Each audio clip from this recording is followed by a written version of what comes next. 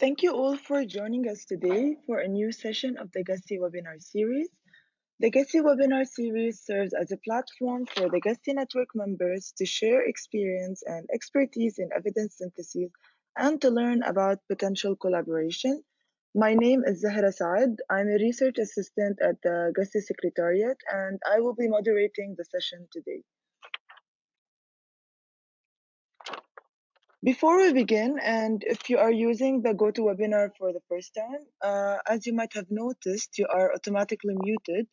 So if you would like to submit or ask any question or submit any comments, please use the tab on the right. And if you would like to comment or address your questions to our presenter directly, you can use the raise your hand button and I can unmute you.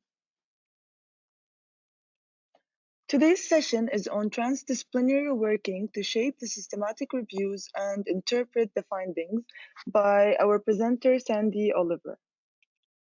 Sandy Oliver is a professor of public policy at UCL Institute of Education. For 30 years, her interests have been focused on the interaction between researchers and people making decisions in their professional and personal lives. With this in mind, she has been developing methods to collate knowledge from whole bodies of research, systematic reviews, and not just single studies. This has been complemented by developing methods to engage stakeholders with the research process and research products. She has applied these methods to health services and systems, environmental management, international development, and the third sector. Thank you, Sandy, for joining us today. The floor is all yours, and you can start your presentation now. Thank you. Thank you very much, Sarah. I'll just put my screen on properly. Whoops, that's the wrong one. Okay, can you hear me okay?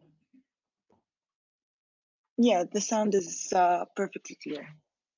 Okay, thank you very much. Okay, thank you everybody who's joining us today. This presentation is loosely based on several different publications of mine, and it builds on thinking that I've done with a wide range of colleagues. So I'm going to be talking about working in a transdisciplinary way. So that's working not only across academic disciplines, but beyond academic disciplines as well. So I'm going to cover complex questions that cross academic boundaries and sectoral boundaries, complex answers that span different forms of knowledge held by different groups of people, and how to work together, and what conclusions we can draw and the lessons for facing the current COVID crisis. So to start with the complex questions, many systematic reviews that we come across these days span academic disciplines, and this is an example of one looking at the effects of agricultural interventions to improve nutritional status of children. It includes research from the social and the natural sciences, covering agriculture, psychology, nutrition, economics, and physiology. So that's really quite a challenging scope to include. Here's another example of a systematic review that crosses academic disciplines. This is looking at how to help patients adhere to their therapy for tuberculosis. And we've got two different systematic reviews here, one statistical meta-analysis and one qualitative synthesis, addressing the same question, and they span epidemiology, sociology, psychology, health systems research, and economics. Just explaining about how many systematic reviews that address real-world problems span conventional academic boundaries. And I'd given the example of the agricultural of what helps patients adhere to their TB therapy. Can I have the next slide, please, Sarah? So this is a third example, which was looking at how the governance of national parks, national forests affect the well-being of the people who live there. And this systematic review drew on economics, epidemiology, environmental science, anthropology, law, history, and public health. Again, that's a really challenging span of issues to cover. And next slide, please.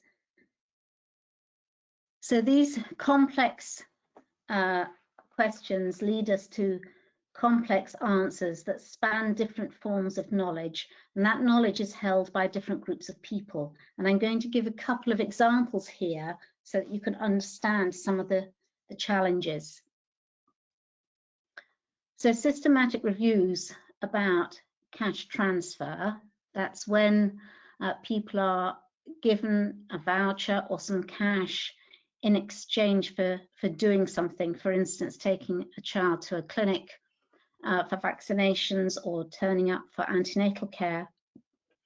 There is a vast literature about the effects of conditional cash transfer like this, with the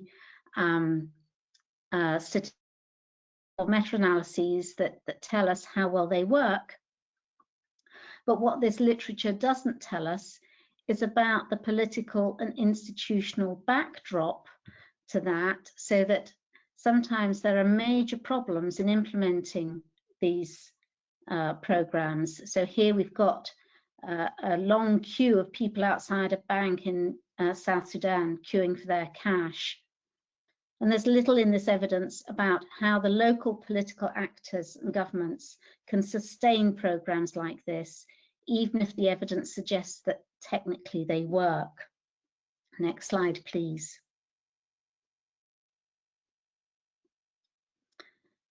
So this means that when tackling problems like this, we need different forms of knowledge. We need knowledge that is generalizable, that quite often comes from experiments, experimental designs, and maximizes the rigor of the research that's used for decision making. But we also need knowledge that is about the specific context, and in this particular case, South Sudan, which I chose just because I've been doing some work there. Another example is making decisions by committee. So there's a vast literature about guidelines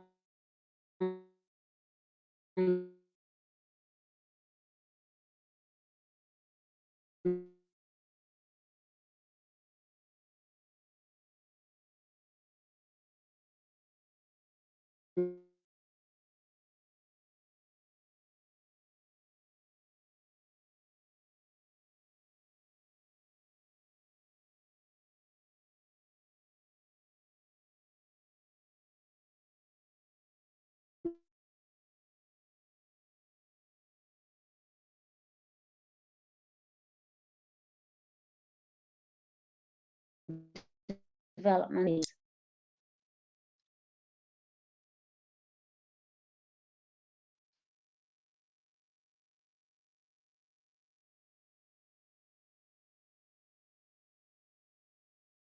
The guideline development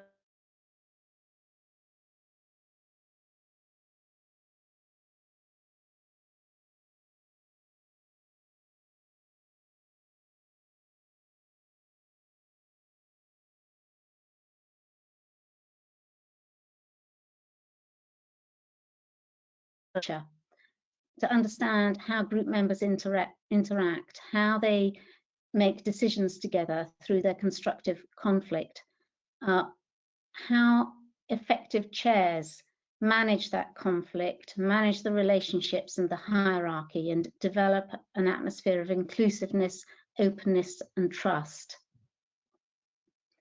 They need to go to great efforts to ensure that what each person around the table knows is shared amongst everybody and that there's time to do this and make decisions in an unhurried manner.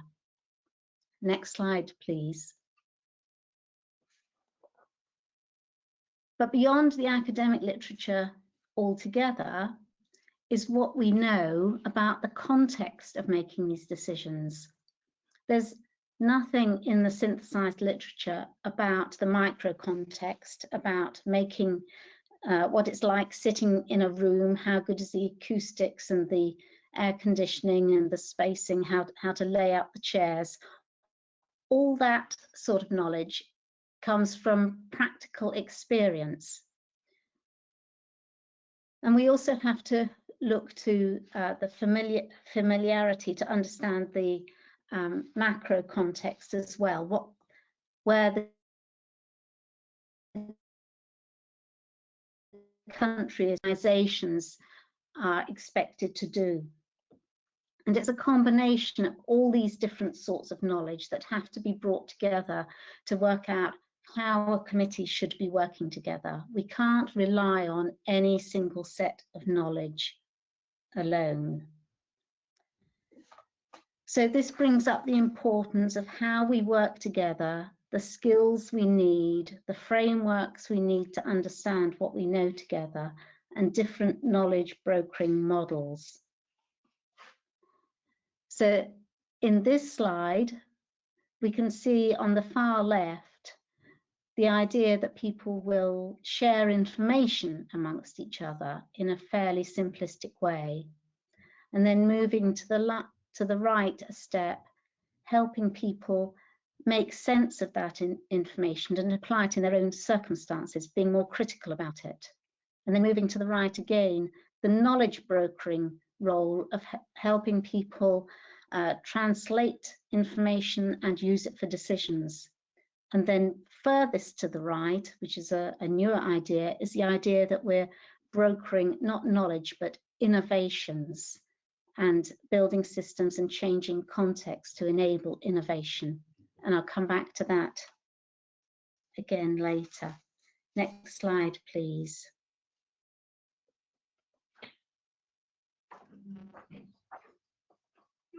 So just to go through that one again, on the left-hand side, when we're moving around information, this is typical of our peer review activities when we're doing systematic reviews.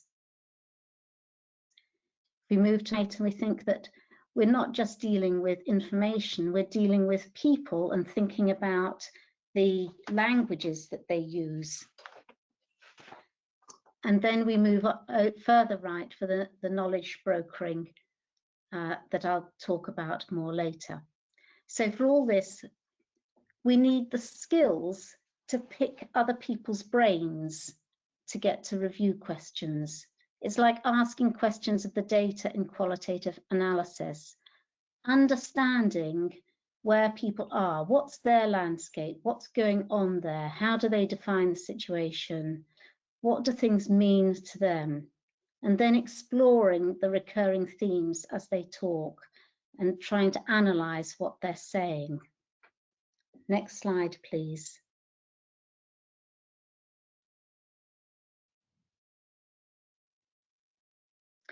But it isn't just us trying to get people to empty their brains for us, but it's also trying to provoke them to be reflective and self-analytical about what they see to help shape review questions.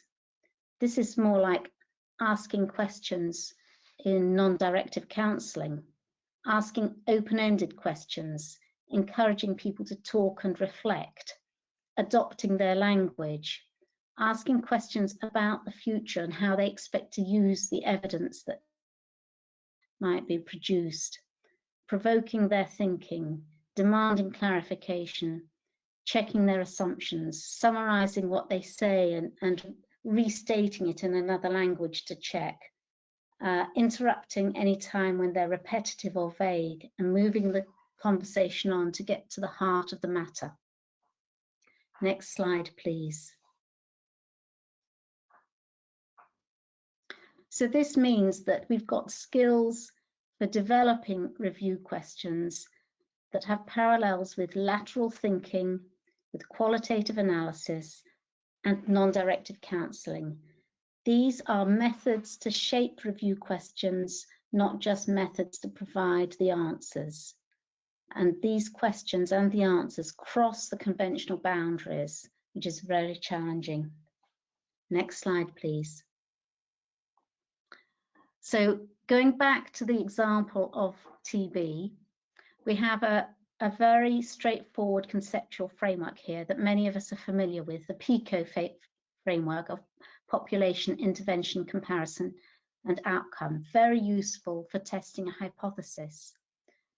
But if we're wanting to understand the more complexities of the issue, then we need a more complex framework.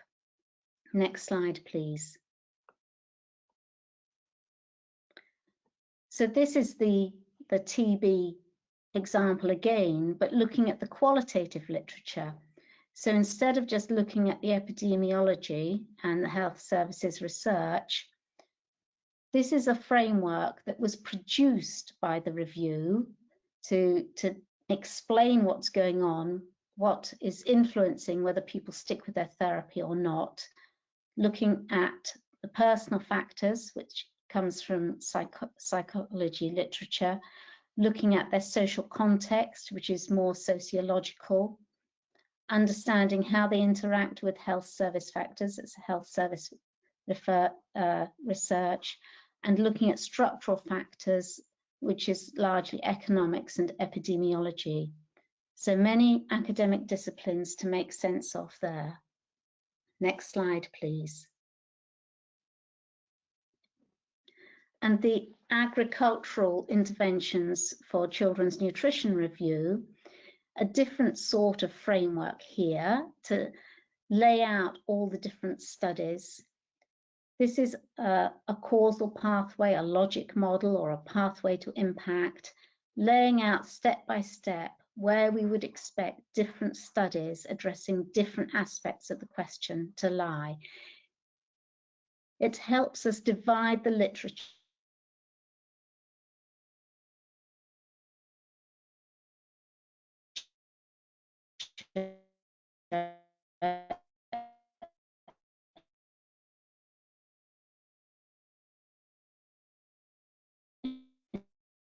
into manageable chunks. Particular question. Next slide, please. A very common framework that's used in many situations is the social determinants of health framework, which offers a multi-level ecological model to explain inequalities in health. And it's illustrated by a rainbow of contextual factors, starting with individuals in the middle, taking into account their age, sex, genetics, and then thinking a little more widely about their individual lifestyle factors and families, and then their social and community networks, and then living and working conditions, and lastly, the high-level general socioeconomic, cultural, environmental, and political conditions. Next slide. Thank you. So we've used this framework to lay out the evidence, looking at what influences contraceptive choices. The rainbow is there, slightly modified, having a woman at the center and then her partner, then her family and local community, the health and social services, and then wider society. Choices are affected at all these different levels, but having the framework there, it was possible to lay out the findings from all the different reviews, and the authors' names there are the different reviews. And some of the authors offered evidence that fitted neatly into one of those levels, and some of them offered evidence that actually crossed the levels. But at least this was a way to, again, divide it into chunks and have conversations in a team amongst people who brought clinical experience, epidemiological experience, and social science. Next slide, please. So the value of ecological models like this is that they take into account varying contexts, diversities of people, and inequalities. They reveal where it's possible to intervene and make a difference. They reveal where feedback happens across the different levels. And they accommodate change and interdependence. And that's just what we need for big social questions about sustainability, resilience, peace building, economic development, and now the major challenge of COVID-19. Next slide, please.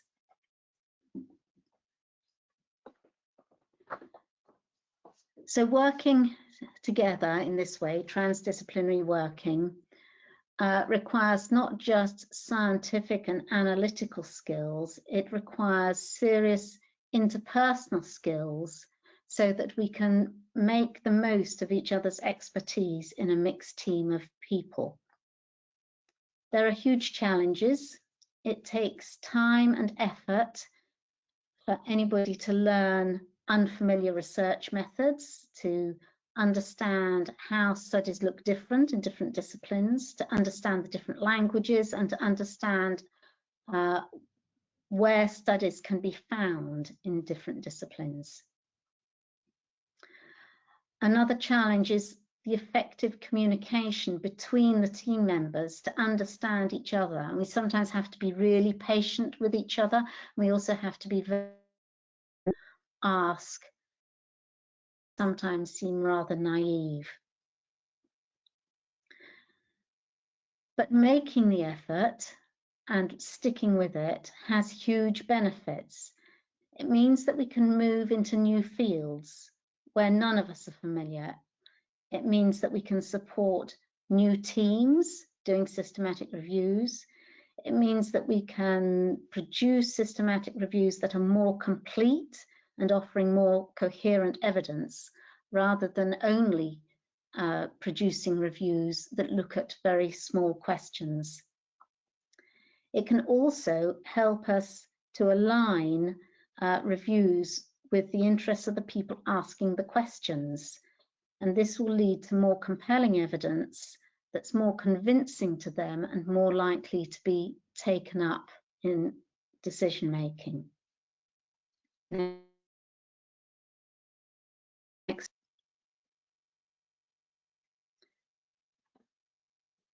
So this brings us to the question of what are the urgent questions? What are the life and death questions for COVID? Well, clinicians are asking, how can we care clinically for people with a condition that we don't understand? Everything is just so new. But beyond the immediate clinical challenge, there's also the question about who's most at risk. Beyond the patient, how can families support the patients? How can the families be supported themselves? And then questions that are a result of the efforts to constrain COVID-19. How can we protect mental health during lockdown? How can we prevent violence in the home during lockdown? These are all life and death questions that many of which, but not all, cross conventional academic boundaries. And these questions are coming from different sets of people. Some people are asking in a fairly informal way. Questions turn up in newspapers and on Twitter. And some people are asking questions in a very structured way. The WHO brought together major research funders and scientists to work out what we need to know. There's an International Society for Priorities in Health who go to a lot of effort to set priorities in a very structured way, and they brought together clinicians, academics, and policymakers. There's also a global organization that develops core outcome sets That's deciding what are the most important outcomes for treatment of conditions. So there's an exercise currently happening to identify what do we think are the most important outcomes for treatment of COVID-19. And that exercise is including patients and the public and health professionals. Next slide, please. So in this new situation, it's a new challenge, it's urgent, and it's far-reaching geographically, but also far-reaching conceptually. The questions about COVID-19 come from people across conventional boundaries, quite often not the people who have the skills to answer them. What we know about COVID-19 spans different forms of knowledge held by different groups of people. It includes clinical knowledge that is advancing rapidly under huge pressure.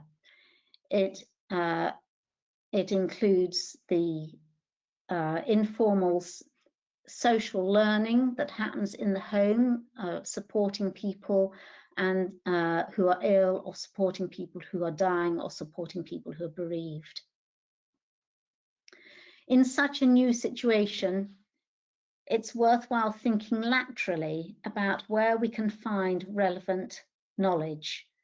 It may not be about COVID-19, it might be about similar conditions or similar problems. It might be about other infectious conditions. It might be about health systems struggling under different sorts of crises. So we need to think laterally about where to find that knowledge, whether it's in scattered documents or in libraries or in people's brains. And then we need to work together. We need the skills for picking each other's brains and for stimulating each other's thinking. And we need to co-create the frameworks that take into account what we know collectively to ask important questions and find the answers. Next slide, please. So I'm just going back to this framework again about knowledge brokering. Just to remind you that on the left-hand side, we've got the task of sharing information, moving it around, collecting it in libraries, sending it, circulating it. And then to the right of that, we've got helping people make sense of all that information and knowledge, sharing it and translating it and communicating it. And to the right again, what I've been talking about mostly today, which is strengthening groups by matching the right people together, connecting them, convening groups, spanning boundaries, networking, facilitating those groups well, using our active listening skills, being keener to learn from each other than to tell each other. And that's at the core of doing the systematic reviewing for complex questions. And then further to the right is the innovation brokering. So trying to bring together everybody who's doing this complex work in a new area to refine our current system, to develop our system better so that we can respond quicker, sharing evidence, sharing questions, bringing the right people together. COVID is an immense challenge, but for systematic reviewing, it's also an exciting time to revisit how we organise working together and which boundaries we dare cross and which boundaries it's going to be really beneficial to cross. Next slide, please. So I'd like to say thank you very much for listening. Many apologies for the technical issues at the beginning.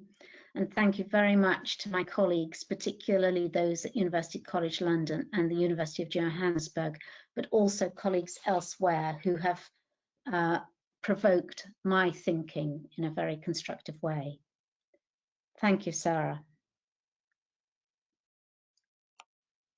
Thank you, Sandy, for the very interesting session. It was definitely informative. Apologies again for the technical issues that we faced.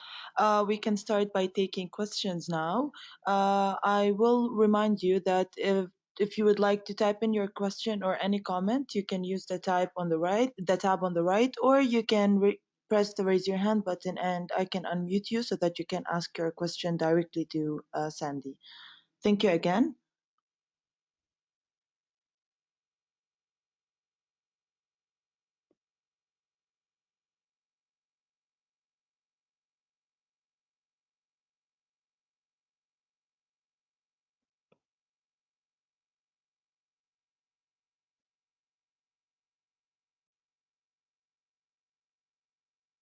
We have a question from Rob Anderson. Rob, I just unmuted you.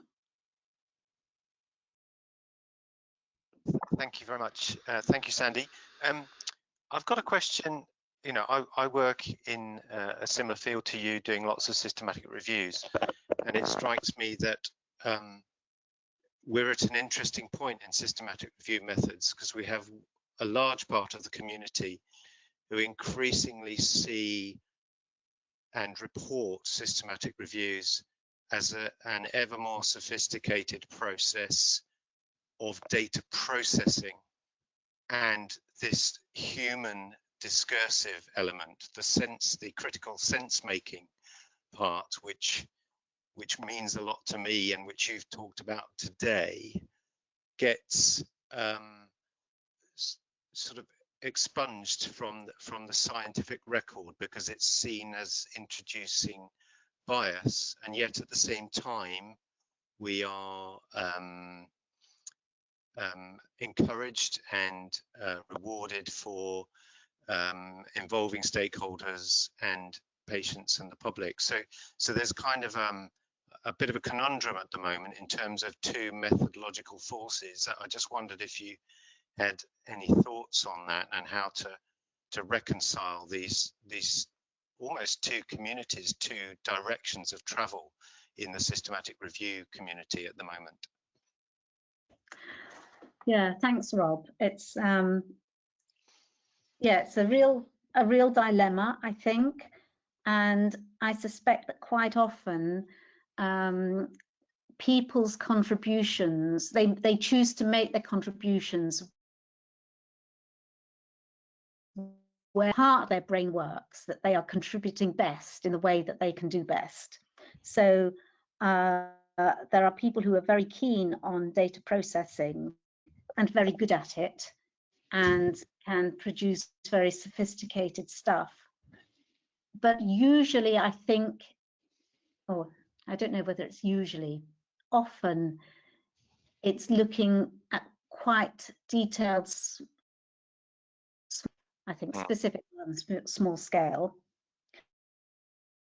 And then they contribute something important, but it's a very small contribution to the big picture. And there are other people who are better at thinking through the big picture, but they may lack some of the detail. Now, sometimes some of the detail is lacking because actually the literature hasn't developed that far in that area. So I think that both types of contribution are very valuable. I think both have risks. So there is the big picture thinking that I tend to do more of. Sometimes I actually have huge self-doubt, thinking, am I just making it all up? Is there too much inference here? And the data processing people who contribute so much, I think sometimes they throw away so many studies that don't have the numbers that suit their analyses, that they are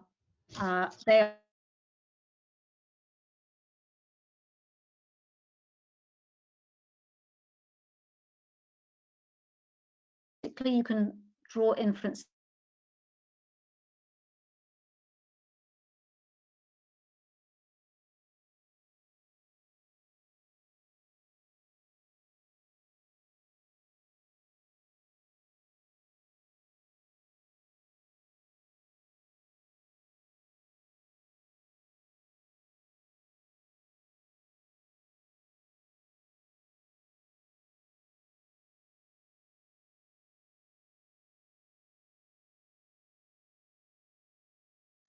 boys, I'm an Imperial, you must listen to me. And she said it's the difference between foxes digging out knowledge from lots of different places and thinking about it a lot in context, and hedgehogs who say, I'm not budging until I see a really good metron. I think we're convinced, different people are convinced by different things. I think the big picture, it offers a lot of explanations, a lot of understanding. The statistical meta-analysis offers methods. Whichever you contribute, there will also be a leap of faith as to how far you can use the findings. I don't know, I think I'm going around in circles now. No, thank you. I like the way you framed it in terms of people, you know, reviewers themselves also bringing different skill sets to the process, and hopefully you have a mixture of those people in the same review team, and that would be the best of all worlds, I suppose. Yes, I think that's excellent when it happens, and they also have to have the skills for listening to each other, and it, you know, that is absolutely vital. And I'm afraid that there are some people who seem to be better at telling people what to do than to thinking, what can I learn from this person? So thank you. Collaborative research is difficult.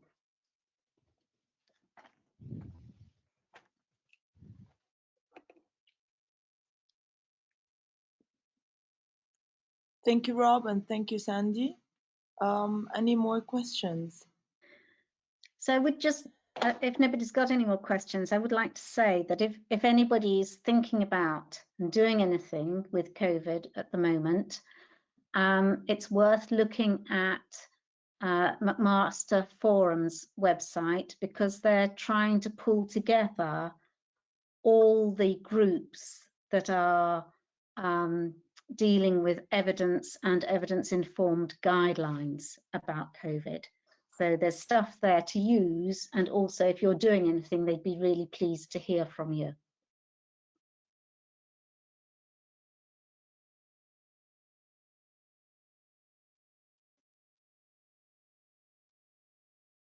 Thank you, Sandy, for this information.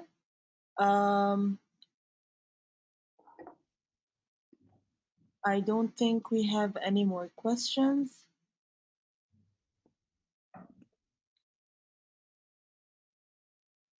So we can wrap it up. I just want to thank. Yeah, please go ahead. Sorry. No. I just want to thank you again for this great presentation that you just given. Again, apologies for the technical problems that we faced. In case you have any more questions, you can email Sandy, or you can email us and we can contact Sandy. As for the attendees who are with us today, just make sure to follow us for other sessions for the GACI webinar series. And thank you again for attending.